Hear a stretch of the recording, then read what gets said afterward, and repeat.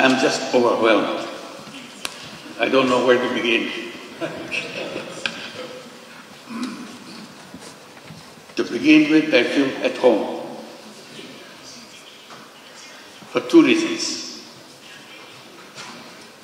I always felt at home in an academic environment. I always felt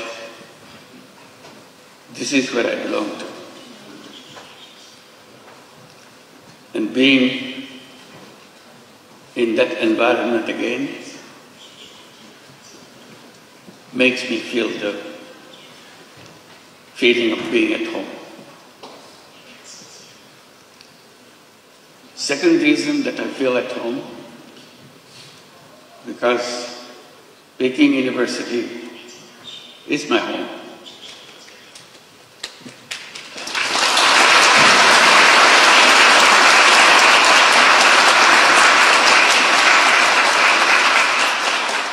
I am part of you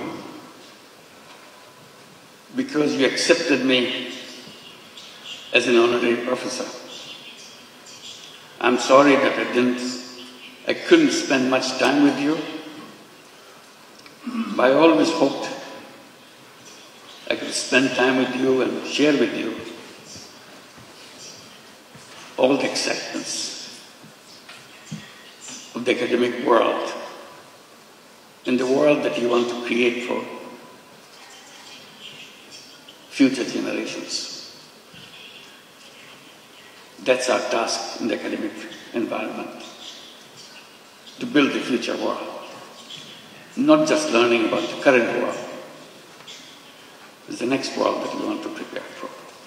So that makes me feel completely at home.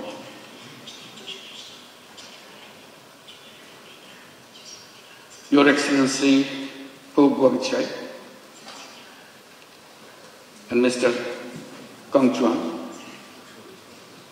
esteemed deans and faculty members, distinguished dignitaries, officials and guests,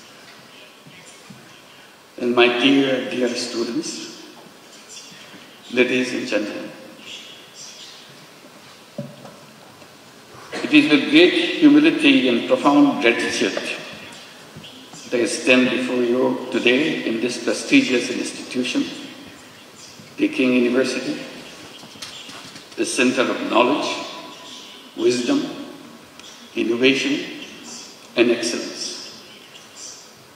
To receive an honorary doctorate from such an esteemed university is a great honor for anybody. And I feel so humbled by your gesture for choosing me for this particular honor. This recognition once again reminds me of my commitment to work for realizing the dreams of the millions of youths who were the vanguards of the transformational changes in Bangladesh just last year. Their vision to establish a new Bangladesh in place of the Bangladesh that we had until last year.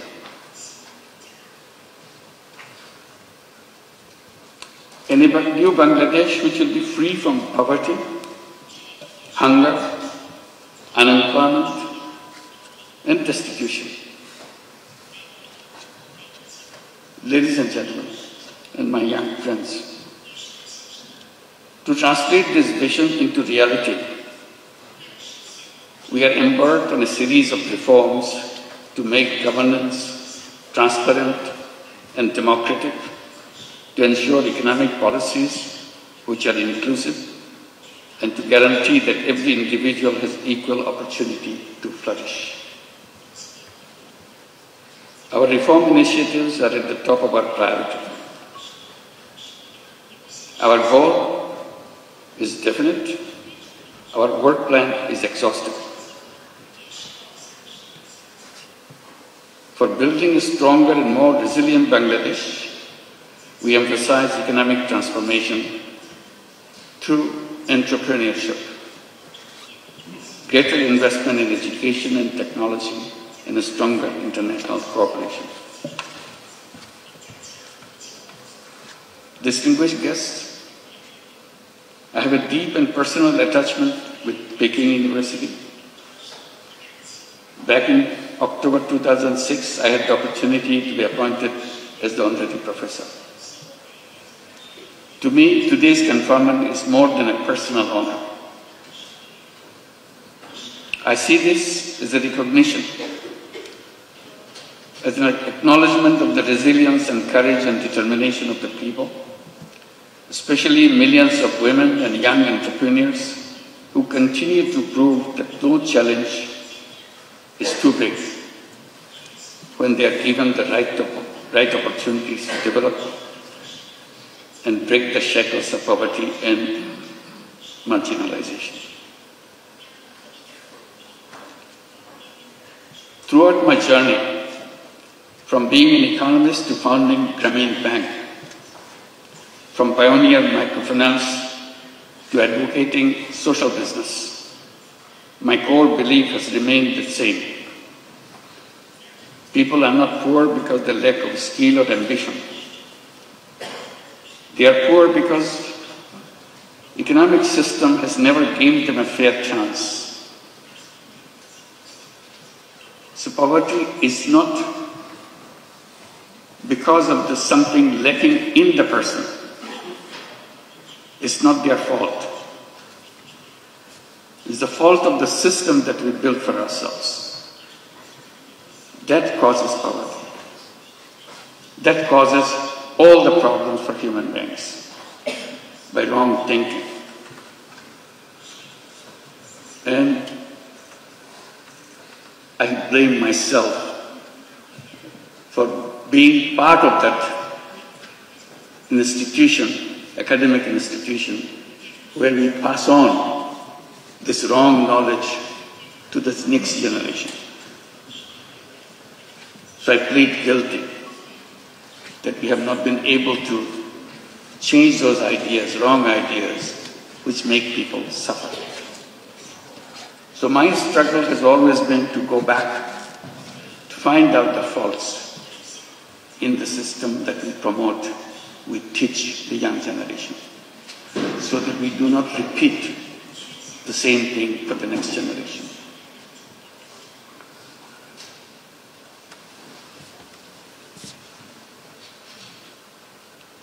It is designed to serve only the wealthy, not the poor.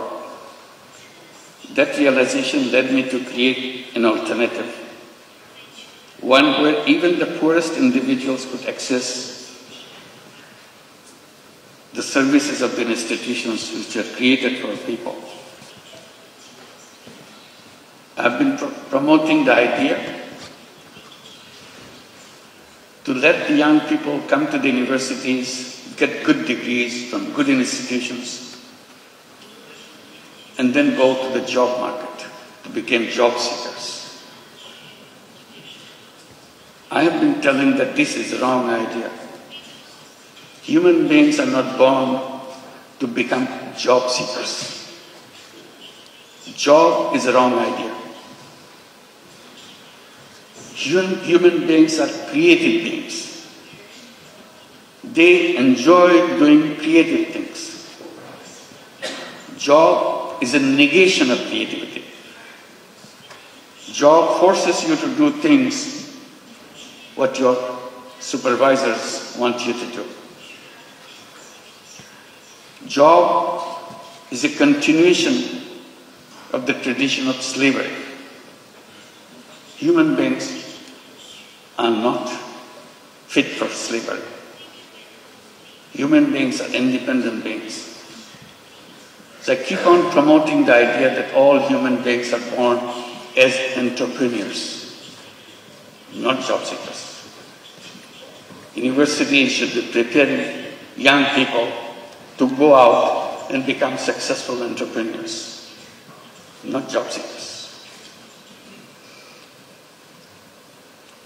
And that idea came from a simple experience. I started as a small initiative with a handful of women in a village next to the university where I was teaching in Bangladesh. I started lending tiny little money to the poorest women that the world has ever known, just to make sure she feels that she can handle this money and change her life. I had no idea that whether it would come true, but I was amazed how these illiterate, poor women could use tiny little money, $10, $20 worth of money, and did a very successful way of paying back and change her income situation. And she continued to pursue them round after round and change her life. And it turned into millions of women all over Bangladesh, and with perfect record. That convinced me totally. All human beings are entrepreneurs, because we are taught in the textbooks only very special people are born as entrepreneurs. Rest of us human beings have to serve under them. I said, that's absolutely wrong idea. If the poorest illiterate women in Bangladesh can become an entrepreneur with a $20 loan and $30 loan, anybody in the world can become an entrepreneur. It's nature to human beings. We didn't train them. We didn't tell them how to run a business. She figured it out all by herself, because it is innate part of a human being. So that continues with a bigger question to me. What should be the purpose of education? And I keep coming back. Purpose of education is to enable to go out and bring that all creative capacity to change the world. And universities and educational institutions is not only a place to learn what happened, also imagine. Imagination is the greatest power on earth. If you imagine, it will happen. If you don't imagine, it will never happen. If you look back, things happen because somebody imagined it. Imagine something big, something unheard of, something you never dared to hope that it will work. But you imagine and stay with it. If you stay with it, it will happen.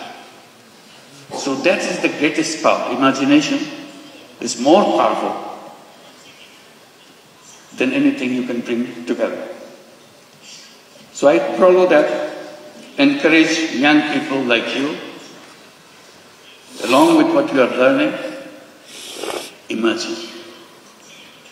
Dare to imagine the most odd thing that you ever thought, most necessary thing you think could be done. At the moment it looks odd, at the moment it looks impossible. The human journey is about making impossible possible. That's our journey. And we can make that happen.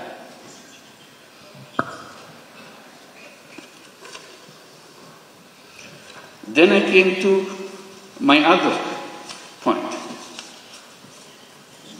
Why the way we do things followed by something that we are not sure of? This civilization that we are passing through, will it help us to overcome the problems that we face? Problem of environmental crisis, problems of extreme wealth concentration, problem of massive unemployment, My answer was always no. This civilization will continue to make it worse and worse. I even dare to say this is a self-destructive civilization. We have no scapegoat. We have to build a new civilization as soon as possible. Abandon the civilization that we are passing through and move on to create a new civilization. And I asked myself what would be the feature of that civilization. The answer to me is very clear. That civilization must know that there is no environment that has us left anymore. And that can be done with just creating a financial system, creating an economic system which doesn't depend on creating carbon emission. Carbon emission is going to kill us, so we have to get rid of carbon emission. We have to make sure there is no wealth concentration. We have to make sure there is no unemployment. So I come up with a simple formula by saying we have to create a civilization of 3 zeros. 0 net carbon emission, 0 wealth concentration, and 0 unemployment.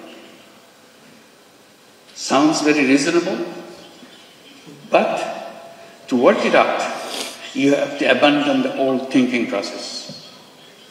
You have to create a world where each human being will be given an opportunity not only to express his selfish interest, also selfless interest, and create not only money-making business, create business to solve problems without any intention of making money yourself. We call it social business. So we have a series of ideas how to create this new civilization. And now I pass it on to the young people between age of 12 to 35 to create what we call 3-0 clubs. 5 young people get together, create a small, tiny club. 3-0 club. What do? Each person, each member of that club commits to undertake a new journey of life. I shall not contribute to global warming myself. I'm not saying the whole world should do that. I'm saying to myself, I do not want to contribute to carbon emission. How? If I do it now, 7 days a week, I promise to do it 6 days a week. If I achieve 6 days a week, I want to do it 5 days a week. If I achieve 5 days a week, gradually 2 days a week, 1 day a week, and nothing. So I become a 3-0 person. Idea is if I can become a 3-0 person, you can become a 3-0 person, world would be a 3-0 world. That's a simple idea. And I'm amazed by the response I get from the young people all around the world. They keep on adding numbers, 3-0 clubs. I hope you'll consider examining whether you'd like to form your 3-0 club and create a new civilization which you'll be proud of. This is an imagination, but the imagination is where the journey begins. Let's begin the journey. Thank you very much.